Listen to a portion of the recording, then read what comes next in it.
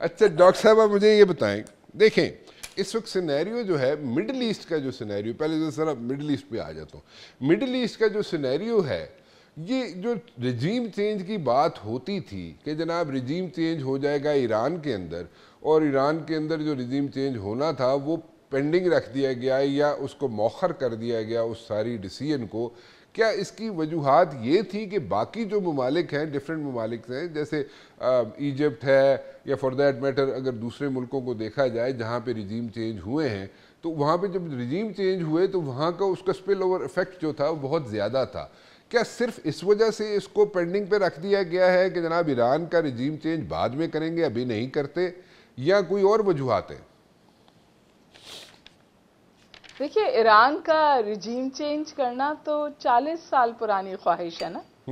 جب سے یہ رجیم آئی تب سے امریکن ایجنڈا ہے کہ وہاں کی رجیم پرو یو ایس لائی جائے، اور امریکہ بدنام ہے رجیمز چینج کرنے کا. انہوں نے کئی جگہ کی ہیں، لیبیا، عراق، سیریا، بہت سارے نام ہیں، ایون پرہیپس افغانستان. تو رجیم چینج اس لیے نہیں ہوئی کیونکہ گول پوسٹ مستقل چینج کی امریکہ نے ایران کی رسپانس کی وجہ سے. اگر آپ تھوڑا سا پہلے چلے جائیں تو وہ شروع ہوئے تھے جی کہ ہم تہران کو تہس نہس کر دیں گے. اس کے بعد دوسری بار انہوں نے کہا ہم رجیم چینج کریں گے، اور پھر تیسری دفعہ انہوں نے اپنے آپ کو کنفائن کیا کہ جی ہم ایران کا نیوکلیئر پروگرام تباہ کریں گے. لیکن اس نیوکلیئر پروگرام کے حوالے سے بھی اس وقت دو نیریٹیوز ہیں، امریکہ کا نیریٹیو ہے اور ایران کا نیریٹیو ہے. اور میں ایران کا narrative as an objective analyst اس لیے اس کا ساتھ دیتی ہوں کہ جیسے ہی امریکہ نے حملہ کیا تھا، قطر نے اور آئی اے ای اے نے، دونوں نے صرف 2 اسٹیٹمنٹس دیے تھے کہ جو ریڈیو ایکٹیو لیولز ہیں ایئر میں وہ بڑھے نہیں ہیں، وہ اوپر نہیں گئے. جو عکاس ہے اس بات کی کہ کوئی پرولیفریشن نہیں ہوئی. پہلی بات تو یہ کہ انتہائی ارسپانسبل بیہیویئر تھا امریکہ کا یہ حملہ کرنا نیوکلیئر سائٹس پہ. کانسٹیٹیوشنلی ارسپانسبل، لیگلی ارسپانسبل اور انوائرمنٹلی ارسپانسبل. چلیے وہ ہو گیا، اور امریکہ میں بھی اب یہ کہا جا رہا ہے یہ ون آف تھا اور ڈن اینڈ ڈسٹڈ تھا، اور اب اس کو ریپبلکنز بالخصوص پریزیڈنٹ ٹرمپ اس بات سے جوڑ رہے ہیں کہ اگر وہ یہ حملہ نہ کرتے تو شاید سیز فائر نہیں ہوتا. چلیے وی ول گیو ہم دیٹ. لیکن رجیم چینج ایک منٹ ڈاکٹر صاحبہ ایک منٹ میری ریکویسٹ ہوگی کہ میں ذرا رجیم چینج پہ جانے سے پہلے ابھی آپ نے جو پوائنٹ ریز کیا ہے اس میں بات کرنا چاہوں. مجھے بتائیے کہ ایک سول سپر پاور ہے، اس کا ایک کرتا دھرتا رائٹ ہینڈ ہے جس کو اسرائیل کہتے ہیں، ٹھیک ہے جی، اور وہاں پہ ایک نیوکلیئر فیسلٹیز ہیں. مطلب just put yourself in their shoes. امریکہ آپ سمجھے تھوڑی دیر کے لیے، کوشش کریں، ویسے میں یہ نہیں کہہ رہا کہ بالکل ہو جائیں، لیکن کوشش کریں کہ آپ اپنے آپ کو سمجھیں کہ آپ you are Trump, female version of Trump, ایسے کر لیتے ہیں. سو ایسے کر کے دیکھیں اگر آپ، تو اگر آپ سے اچھا چلے نہ مانے آپ، چلے ٹھیک ہے نہ صحیح. سو میں یہ کہہ رہا ہوں کہ اگر آپ وہاں سمجھیں کہ جناب آپ امریکہ ہیں اور آپ کا ایک رائٹ ہینڈ ہے جس کو ضرورت ہے جناب کہ اس کے پاس B-2 بامبرز نہیں ہیں. جب اس کے پاس B-2 بامبرز نہیں ہیں اسرائیل کے پاس، تو وہ ایک پینیٹریشن جو ہے ہوتی ہے جو 200 تک نیچے، 300 تک نیچے جا کے جو اس کے پاس ویپنز ہیں جا کے نیچے جا کے فیٹ جا کے وہ ایکسپلوڈ کر سکتے ہیں. اور ان کے پاس اس کے علاوہ امریکہ نے B-2 بامبر کسی کو نہیں دیے، صرف ان کے اپنے پاس ہیں، ٹھیک ہے. سو اس کو ضرورت پڑتی ہے، اور نیوکلیئر فیسلٹیز انہوں نے وہاں پہ ڈسٹرائے کرنی ہے ایران کی. تو اگر امریکہ بیچ میں انوالو ہو گیا ہے تو اس میں کیا برائی ہے؟ اینڈ سیکنڈلی اگر اسرائیل کے اینڈ سے دیکھیں تو وہ تو حماس کو اٹریک کر رہے ہیں نا، اس کو ٹریل کر رہے ہیں کہ حماس کے لنکس کہاں کہاں پہ تھے، اور حماس کو انہوں نے بالکل انہوں نے فارغ کرنے کے چکر میں ہے. سو اگر وہ چیزیں ذہن میں رکھیں تو پھر اس میں کیا برائی تھی؟ مجھے ذرا یہ سمجھا دیجیے، ایجوکیٹ کر دیجیے ہمیں. اگر وہ اپنی ایئر پاور کا ڈسپلے چاہتے تھے تو وہ ڈسپلے ہو گیا. اگر وہ یہ بتانا چاہتے تھے کہ ان کے پاس کتنی سوفسٹیکیٹڈ ایئر ایکوپمنٹ ہے یا جہاز ہیں تو وہ انہوں نے ضرور ڈسپلے کر دیا. لیکن اس کے ساتھ ساتھ ایک منٹ کے لیے بھی انہوں نے جو نیوکلیئر پروگرام ہے اس کو کتنا نقصان پہنچایا ہے. آپ یہ سوچئے کہ اس کے بعد ایران کو یہ راستہ مل گیا کہ ان کے پارلیمنٹ نے کہا کہ ہم AIEA سے علیحدگی اختیار کرتے، انہوں نے کہا ہم NPT سے باہر نکلتے ہیں، اور جتنی تھریش ہولڈ نیوکلیر پاورز ہیں دنیا کی، یہ میں نہیں کہہ رہی، یہ تمام لوگ کہہ رہے ہیں، وہ آج اس سوچ میں بیٹھے ہیں کہ یہ جو NPT ہے یہ تو گلے کا توق ہے. اگر آپ نیوکلیر رول آف لا کے ساتھ چلتے ہیں، انٹرنیشنل پیراڈائمز کے لیے ساتھ چلتے، تو آپ کے لیے مصیبت بن سکتے.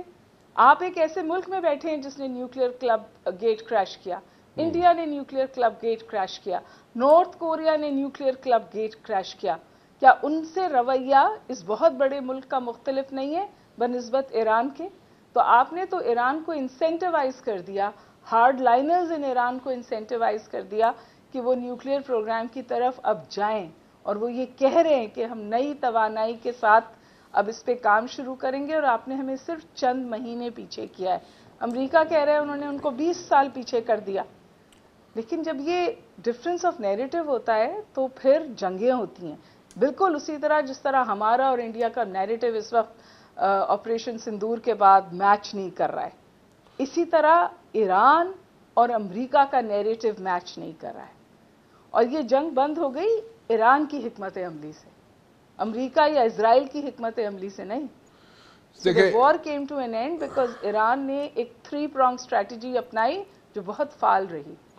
جی ٹھیک ہے، آپ کا جو پوائنٹ آف ویو ہے ٹھیک ہے، ہم اس کی رسپیکٹ کرتے ہیں ڈاکٹر صاحبہ، لیکن گزارش یہ ہے دیکھیں جن ممالک کا ذکر آپ کر رہی ہیں کہ جناب ان ممالک نے جناب NPT کو فالو کیا یا نہیں کیا اور پھر بھی دے وینٹ نیوکلیئر، ٹھیک ہے، وہاں پہ حماس کے لنکس نہیں تھے، وہاں پہ ایسی آرگنائزیشن نہیں، وہ ٹھیک ہے، لیکن وہ وہاں پہ حماس کے لنکس نہیں تھے، حماس کے یہ لوگ نہیں تھے، حماس کے وہاں سے کوئی وہاں سے ان کو کیری آؤٹ نہیں کی جاتے تھے آپریشنز. سو وہ بھی ذرا ذہن میں رکھیے. کیونکہ ڈاکٹر صاحب میں کوئی غلط تو نہیں کہہ رہا نقوی صاحب، یا آپ بھی ایک جملہ کہنے دیجیے. جی ڈاکٹر صاحب آپ کمپلیٹ کر لیں اپنا جملہ. آپ سرور نقوی کے پاس جائیے، وہ آپ کو بتائیں گے کہ حماس کی فنڈنگ کتنے عرصے اسرائیل نے خود کی ہے. اینڈ دین آپ کو ڈرفٹ پتا چلے گا مڈل ایسٹرن پالیٹکس کا. اچھا چلیں ڈاکٹر صاحبہ، یہ پولیٹیکل چینجز آ سکتی ہیں ایران میں، اور دوسرا مجھے یہ بتائیے گا کہ اس کا کوئی اسپل اوور افیکٹ ہونا ہے پورے ریجن میں، اس لیے اس کو روک دیا فار دا ٹائم بینگ، اس کو پینڈنگ رکھ دیا گیا، یہ کوئی اور ریزنس تھے؟ جی نہیں، دیکھیے ایران اس حد تک تیار تھا کہ انہوں نے اس جنگ میں جانے سے پہلے اپنی سمجھیے جانشین مقرر کر دیے تھے. تو وہ ایکسپیکٹ کر رہے تھے کہ ٹارگیٹڈ اٹیک لیڈرشپ پہ آئے گا، اور اب تو اس بات کا اعتراف کیا ہے امریکہ نے کہ ہم ٹاپ لیڈرشپ کو اس لیے ایلیمنیٹ نہیں کر سکے کیونکہ وہ بہت ڈیپ انڈر دا گراؤنڈ تھے. اور آپ دیکھیں جو ایران نے جن پراکسیز کو سپورٹ کیا ہے، چاہے حزب اللہ ہو چاہے حماس ہو، وہ ان کو ملکہ حاصل ہے underground tunnel network کا، اور یہ ایران ٹرینڈ لوگ ہیں. تو ایران کا وہ انٹرنل ٹنلز کا نیٹ ورک تہران میں بھی اور ایران کے نیچے بھی موجود ہے، اور اس بات کا اسرائیل کو علم ہے، اور اسی لیے وہ ان کو ٹارگٹ، ان کے پاس موقع تھا، انہوں نے کوشش کی لیکن ٹارگٹ کر کے ایلیمنیٹ نہیں کر سکے. بٹ آئی تھنک جو میں آپ سے پہلے بات کر رہی تھی نا، جو اس وقت بات چیت ہو رہی ہے وہ یہ ہو رہی ہے کہ یہ صرف آئیڈیالوجیکل نہیں ہے، یہ صرف تھیولوجیکل نہیں ہے، یہ آئیڈیالوجی اور تھیولوجی کور ہے ایران کا اس کے larger strategic security frame work کا. اور وہ لارجر سیکیورٹی فریم ورک میں جو ڈیفائنس ہے بالخصوص امریکہ کی، وہ اب it's not a rhetoric, it's a national strategic goal. اور اس بات کو ذہن میں رکھتے ہوئے انلیس کوئی باہر سے بہت زبردست منور ہو، انڈیجنسلی تہران میں حکومت تبدیلی اس وقت نیکسٹ ٹو امپاسبل ہے. میں ایک آپ کو انٹرسٹنگ بات اور بتا دوں، یہ وائس آف امریکہ ٹرمپ صاحب آئے تھے نا، تو انہوں نے سب ختم کر دی تھی ہر جگہ. سب سے پہلے ایران وار کے بعد انہوں نے Persia voice of America revive کی ہے. راتوں رات انہوں نے 800 لوگ رکھے ہیں تاکہ وہ دوبارہ وہاں کے لوگوں سے بات شروع کریں.